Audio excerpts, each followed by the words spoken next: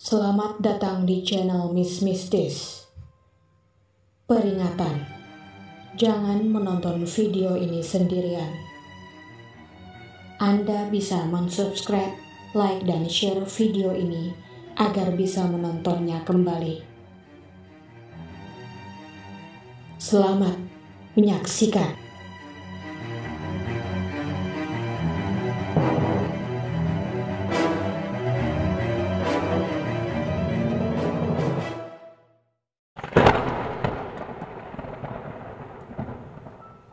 Kembali lagi di channel Miss Mistis.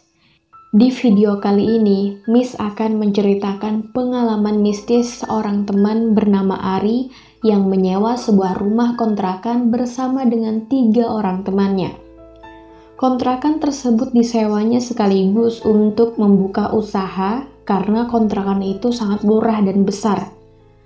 Waktu pertama kali Ari menyewa kontrakan tersebut, dia sudah diberi pesan oleh pemilik kontrakan agar tidak boleh membuka salah satu kamar di dalam kontrakan tersebut. Awalnya, Ari tidak curiga karena menurut pemilik kontrakan, di dalam kamar itu terdapat barang-barang berharga miliknya. Singkat cerita, Ari dan teman-temannya sudah tinggal di rumah kontrakan itu selama 6 bulan, hingga pada suatu ketika, kamar itu dibongkar oleh Ari karena pada saat itu musim hujan dan atap genteng di kontrakan tersebut bocor. Ari bermaksud untuk memperbaiki genteng yang bocor dan mengepel seluruh ruangan akibat air yang merembes dari kamar terkunci itu. Dan ternyata setelah kamar itu dibongkar oleh Ari, memang banyak sekali barang-barang berharga yang sifatnya antik dan ada sebuah tempat pemujaan di kamar tersebut. Namun setelah kamar itu dibongkar, aktivitas makhluk gaib dari dalam kamar tersebut ternyata bertambah ganas dan semakin banyak jin yang menampakkan diri. Pernah pada suatu hari, Ari ini jatuh sakit kemudian rebahan di kamarnya. Saat Ari ingin meminum obat, dia memanggil salah seorang pegawainya, sebut saja namanya Maya, untuk mengambilkan segelas air putih. Tidak lama setelah itu, Maya datang ke kamar dengan membawa segelas air putih tanpa bicara apapun. Setelah Ari selesai meminum obatnya, tiba-tiba Maya datang lagi ke kamar Ari dengan membawa segelas air putih. Ari pun akhirnya merasa heran dan bertanya kepada Maya, "Loh, Mai, buat apa bawa air putih lagi ke sini? Kan tadi abang yang nyuruh aku ngambilin air putih." "Tapi kan tadi udah, Mai. Ini aku baru aja mau nganterin, Bang." Mendengar penjelasan Maya barusan, bulu kuduk Ari langsung berdiri. Jadi siapa sebenarnya yang mengantar air putih ke kamar Ari? Sementara gelas air putih yang pertama diantar itu masih ada di tempatnya. Ari menyayangkan kenapa pada saat itu dia sama sekali tidak menyapa orang yang menyerupai Maya tersebut. Pengalaman yang lainnya juga pernah dirasakan oleh teman-temannya Ari. Mereka sering melihat penampakan jin yang bergelantungan di rumah tersebut. Pernah juga suatu ketika mereka berkumpul di ruang tamu dan tiba-tiba lampu di ruang tamu tersebut mati. Namun anehnya lampu di ruang sebelah tetap menyala. Kita balik lagi ke ceritanya Ari. Saat itu adalah bulan Ramadan. Nah, pekerjaan Ari dan teman-temannya ini mengharuskan beberapa orang dari mereka untuk lembur. Jadi setelah makan sahur itu, temannya Ari ini akan melanjutkan lemburnya kembali dan Ari sambil menunggu waktu subuh rebahan di belakang temannya itu. Tiba-tiba entah dari mana, ada jin yang datang mendekati Ari yang sedang rebahan.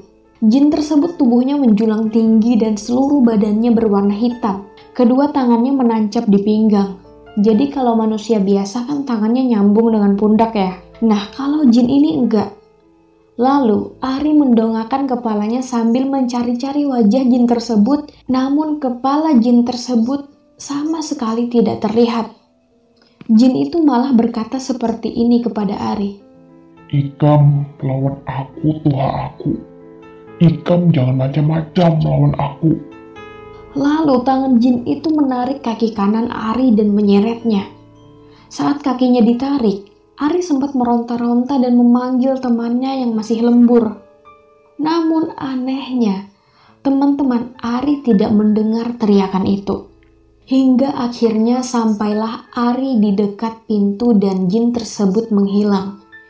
Bayu, temannya Ari yang melihat Ari berada di dekat pintu langsung terkejut.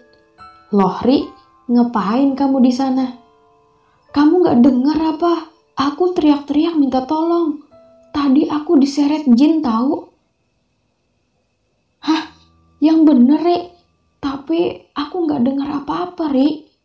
Dan rupanya pada saat itu ada aktivitas gaib yang membuat suara teriakan Ari tidak bisa didengar oleh siapapun.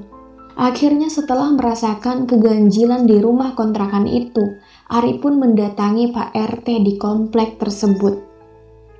"Mohon maaf Pak, saya mau tanya, kenapa ya setelah saya mengontrak di rumah itu sepertinya banyak gangguan makhluk gaib? Apalagi setelah saya membongkar salah satu kamar yang tidak pernah dibuka." Jadi begini Mas, saya sebenarnya ada sesuatu yang ingin diceritakan. Namun takutnya Mas dan teman-teman tidak berani lagi tinggal di rumah itu. Saya sebenarnya sangat senang kalian mengontrak di rumah itu. Jadi rumah itu tidak kosong. Jawab Pak RT. "Jadi sebenarnya ada apa Pak?" Dulu yang punya rumah kontrakan itu punya anak yang masih kecil. Namun akhirnya anak itu meninggal lalu dikuburkan di dalam rumah tersebut. Tepatnya di dalam kamar yang Mas bongkar. Setelah mendengar penjelasan dari Pak RT, terjawablah sudah rasa penasaran Ari yang melihat tempat pemujaan di dalam kamar tersebut saat membongkarnya. Menurut keterangan Pak RT, saat anak pemilik kontrakan tersebut meninggal, anak itu tidak langsung dikubur, namun didiamkan saja selama 1 minggu. Dan setelah itu, barulah akhirnya dikubur di kamar tersebut. Bahkan tidak ada satupun tetangga yang dikabari atas kematian anak tersebut. Mereka baru menyadari tidak adanya kehadiran sang anak beberapa bulan setelah kematiannya.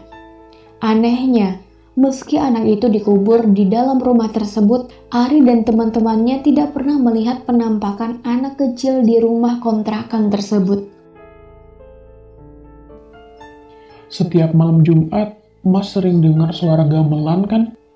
Iya Pak, betul sekali.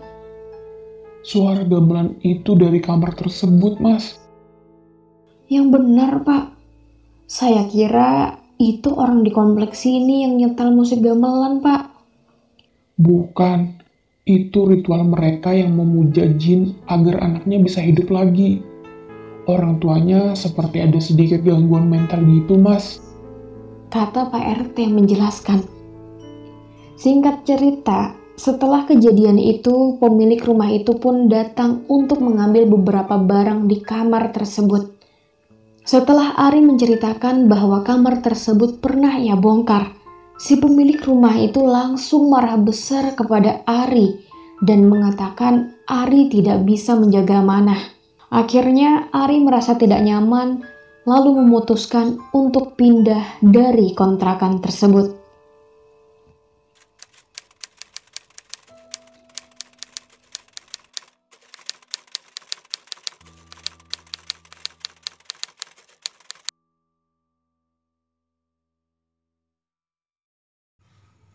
Miss Mistis akan kembali lagi di cerita selanjutnya.